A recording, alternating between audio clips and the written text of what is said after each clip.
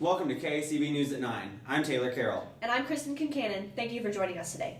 Today's story deals with a highly controversial subject: threats, violence, and abuse, all within what should be a loving relationship. According to research, intimate partner violence affects 1 in 4 women, approximately 1.3 million women each year. Wow, Kristen, that is a staggering number of affected women. Why have I never heard about this before? Well, Taylor, in a recent survey conducted in 2004, 81% of parents surveyed either believe that relationship violence is not an issue or admit they don't know if it's an issue. And if you think that's surprising, Taylor, in a survey conducted in 2000, 54% of parents admit that they have never spoken with their children about relationship violence. That seems to be a big problem, that parents are not informing their kids or themselves on this issue. It is a big problem, and it's only getting bigger, which is exactly why we are talking about this today, to better inform our viewers about this issue. So, why should people become more informed about intimate partner violence? If people are more knowledgeable about this problem, we as a whole can strive for better prevention methods, which our other news correspondents, Floyd and Alma, will discuss later in this segment. What exactly is intimate partner violence?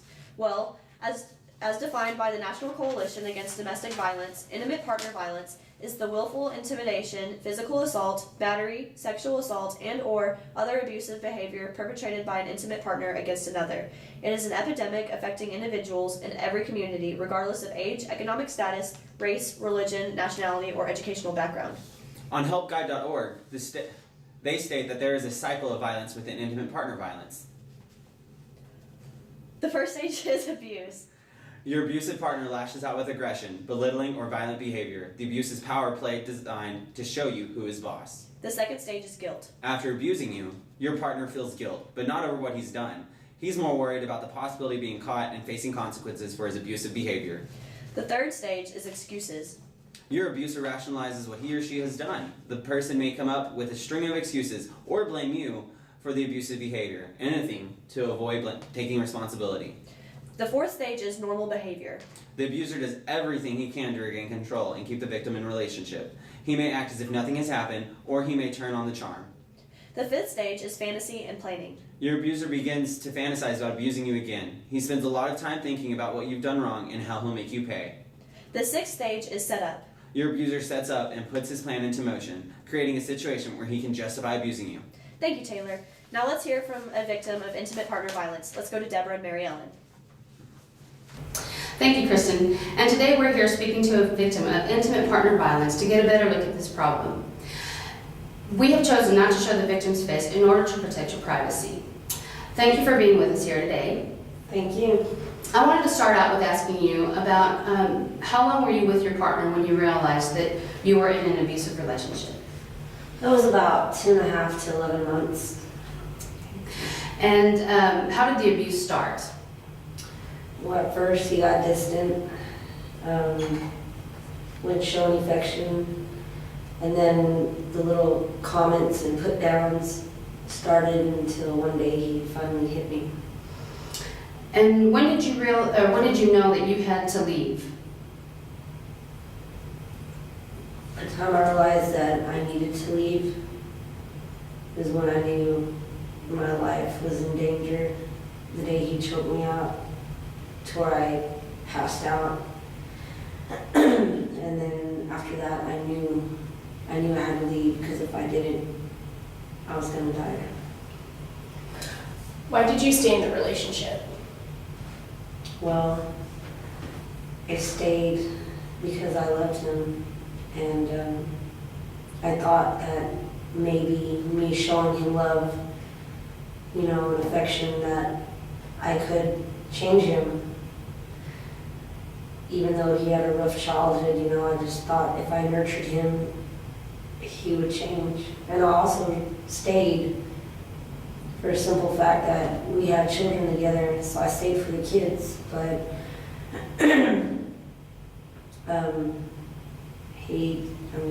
even though he was a bad partner, he was a pretty good father. So I didn't want them to grow up without a dad. I grew up in a loving home. That's all I wanted for my kids. So that's pretty much why I stayed. What advice would you give to other women who are going through the same thing?